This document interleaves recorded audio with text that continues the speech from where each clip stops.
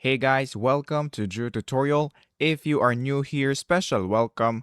In this video, I will show you how to fix limited access to your Windows.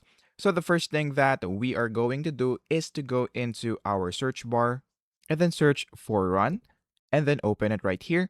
And then on this part, we're going to type regedit. After that, click on OK and then click on yes.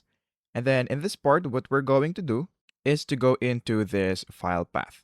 So the first thing that we are going to do is to open HQ local machine and then go to software, which is right here, and then look for Microsoft and then look for policies right here and then look for Microsoft.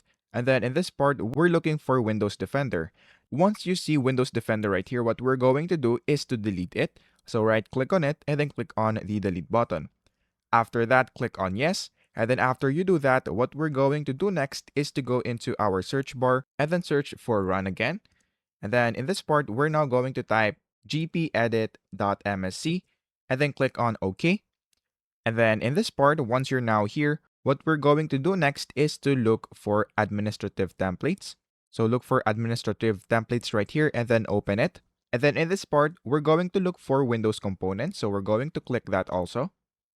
And then in this part, just scroll down and then we're going to look for Windows Security. So just scroll down and then look for Windows Security right here. So click the folder.